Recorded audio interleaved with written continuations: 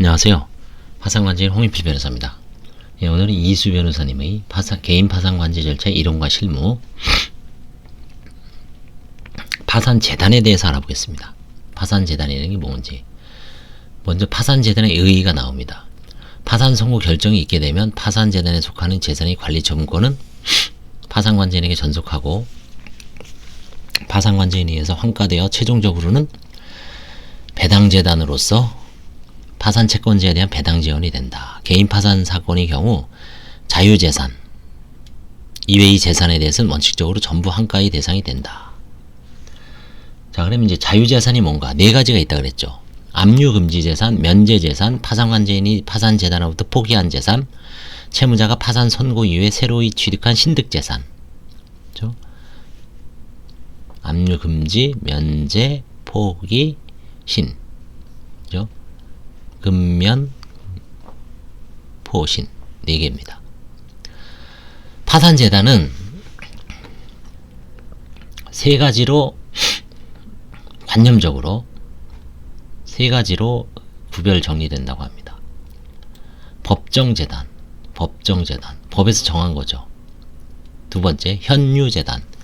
아마 이게 현재 보유하고 있는 재산이라는 뜻으로 현유, 이걸 약자 같습니다. 현유재단, 배당재단 이란 3가지 관점에서 구별 정리된다. 법정재단이란 법이 본래적으로 예정되는 파산재단이며 파산선고와 동시에 관념적으로 성립하는 것을 말합니다. 382조 제1항 2항 파산선고 당시 가진 재산 장래의 청구권, 495조의 파산단이 여기서 해당됩니다.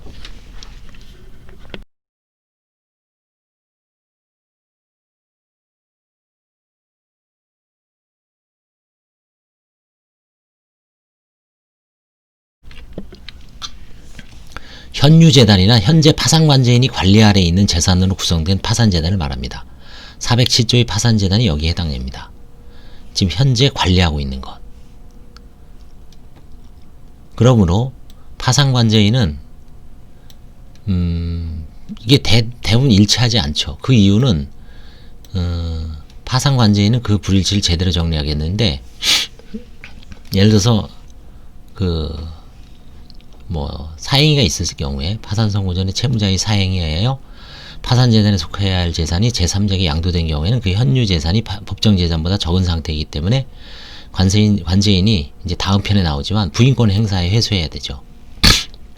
또한 파산 선고 시에 채무자가 제3자의 소유물을 보관하고 있는 경우에, 이거 우리가 어제 했죠. 리스 물건입니다. 그때는 현유 재단이 파산재단의 범위를 초과한 상태죠. 이때 파산관제인은 제3자, 리스회사의 환치권 행사에 응하여 이를 제3자에게 반환하여야죠. 그럼 이제 적어지죠.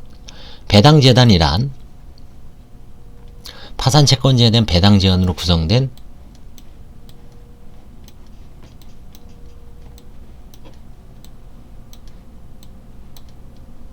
파산재단을 말하며 법 제505조에 여기에 해당된답니다.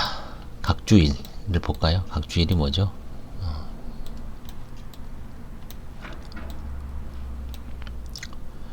그래서 법정재단, 현유재단, 배당재단 이 3가지가 약간 구분은 되지만 최종적으로는 배당재단을 만들기 위한 절차죠. 파산재단의 범위는 382조에 법정되어 있습니다. 채무자가 파산 선고 당시에 가진 모든 재산 제1항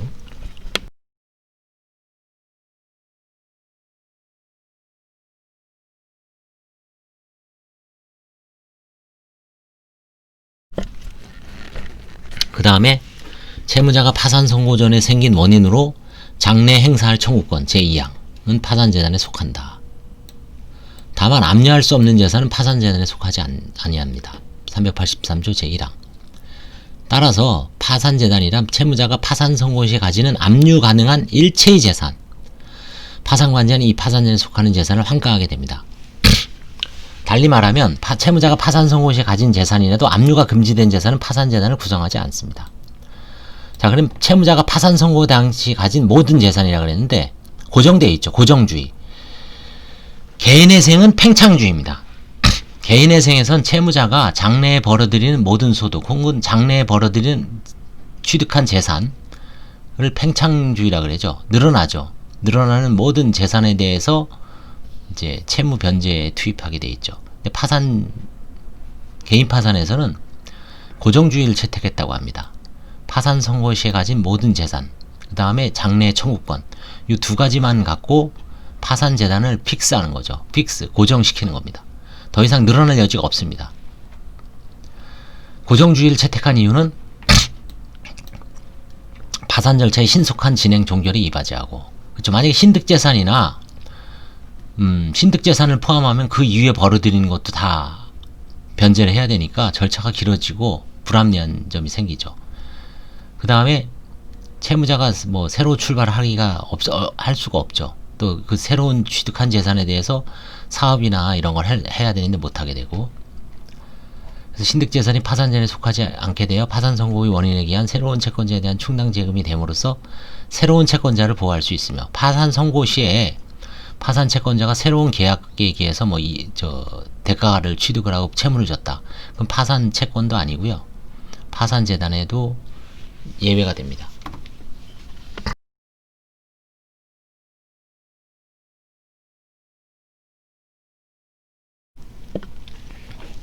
그 다음에 2006년 전에 구파산법이 있었죠. 그때는 속지주의, 우리나라에 있는, 대한민국 내에 있는 재산만 파산재단이 됐는데, 지금은 이제 그런 걸 묻지 않습니다. 속인주의로 바뀌었죠. 뭐 대한민국 내에 있을 걸 묻지 않습니다. 그래서 저도 옛날에 어떤 사업하시는 분인데, 바르셀로나에, 스페인이죠, 주택이 있었어요. 아파트가. 근데 그 당시에 유럽 그 금융위기나 뭐 이런 걸로 값이 많이 떨어질 텐데, 뭐 화해를 해서 매각을 했습니다. 매각을 하지 않고 배우자하고 이제 화해를 해서 일정한 금원을 파산재단에 편입하는 걸로 화해를 했습니다. 재산에는 권리뿐만 아니라 재산적 가치를 가진 모든 사실관계, 영업상 노하우 등도 포함되고, 실무상 주로 부동산, 자동차, 예금, 유가증권, 기타, 임대차 보증금, 생명보험의 해약환급금, 퇴직금 등이 파산재단을 구성합니다. 유가증권도 참 잘 못해본 것 같아요. 유가증권 있긴 있습니다. 유가증권.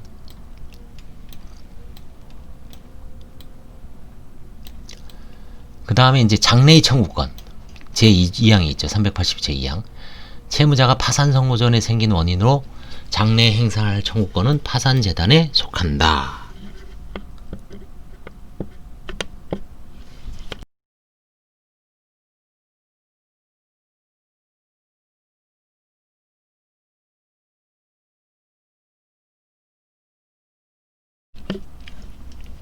실무상 자주 문제되는 것은 퇴직금 청구권, 생명보험계약의 해지환급 청구권, 임대차 보증금 반환 채권 등이 있습니다. 위 장래의 청구권과 관련하여 파산 및 면책 신청을 한 채무자를 수취인으로 하는 보험계약에 대하여 파산 선고 후에 보험사고가 발생한 경우에 보험금 청구권이 파산재단에 속하는지 여부가 문제가 됐습니다. 문제가 간혹 됩니다. 뭐 교통사고를 당했어요. 파산 선고 후에. 그죠? 아니, 파산 선고 전에 당했어요. 근데 파산 선고 후에 이제 보험회사나 가해자로부터 손해배상 받아야 되잖아요. 그걸 과연 파산재단에 속하는지 여부가 이제 문제가 됩니다. 결론은 파산재단을 구성한다는 얘기입니다. 그 정도만 알고 계십시오. 일본의 최고재판소, 이게 일본 판례인데 이수 변호사님이 이제 인용을 하고 계신 거죠.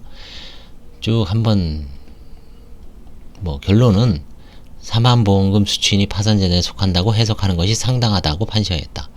우리나라에서 아마 비슷한 결론이 나오지 않을까 싶습니다. 여기 이제 자세하게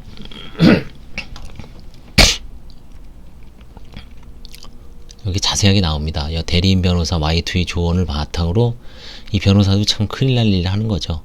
이게 옛날에 관제인 세미나에서 다뤄졌던 기억이 나는데, 자세하게 공부하고 싶은 분은 요 이희수 변호사님 책 53페이지에 나오니까 요 케이스를 한번, 저희도 그때 세미나에서 이제 이걸 한번 다뤘습니다. 그래서 이제 교과서에도 변호사님 책에도 반영됐기 때문에 이제 일반인들이나 아니면 공부하는 변호사님들, 뭐 법무사 같은 공부에 관심 있는 분들은 요거 케이스를 한번 잘 해서 심도 있게 한번 공부해 보시기 바랍니다.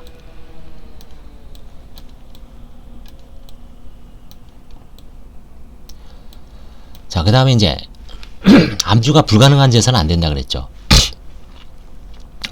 압류할 수 없는 재산은 파산재산에 속하지 않습니다. 383조 제1항.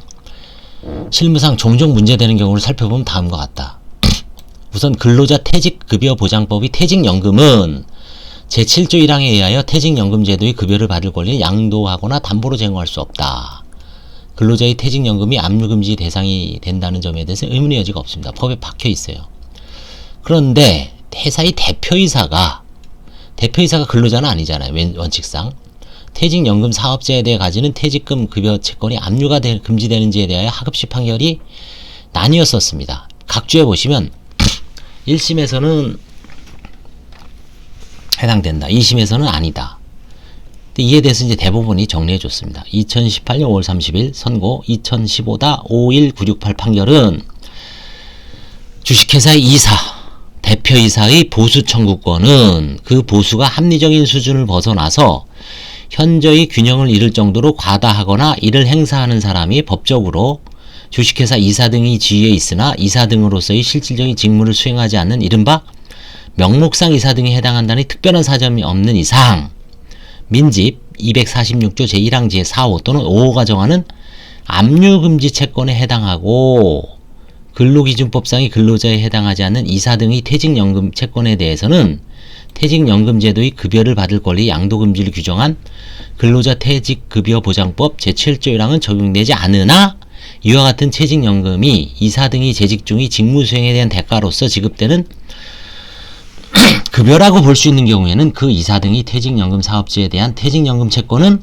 민집 246조 제1항 4호 본문이 정하는 퇴직연금 그 밖에 이와 비슷한 성질의 급여 채권으로서 압류금지 채권에 해당한다고 보았습니다. 그래서 이 근로자 퇴직연금 대표이사나 이사들이 받는 것도 압류금지에 해당된다라고 지금 해석을 하고 있습니다. 그래서 이 압류금지에 해당한다. 그렇죠?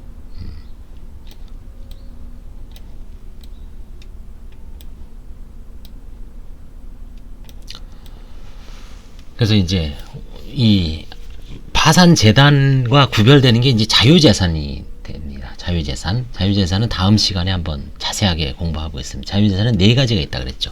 그래서 그 파산재단에 속하는 재산은 채무자가 파산 선고 당시에 가진 모든 재산, 그 다음에 채무자가 파산 선고 전에 생긴 원인으로 장래 행사할 청구권, 장래의 청구권, 이 퇴직금 청구권도 포함된다. 뭐 생명보험, 보험금 청구권도 해당되고 생명보험계약의 해지환급 청구권, 임대차 보증 반환 채권. 이게 이제 외견상 보면 퇴직은 나중에 하잖아요. 실질적으로. 그러면 안 될 것 같죠.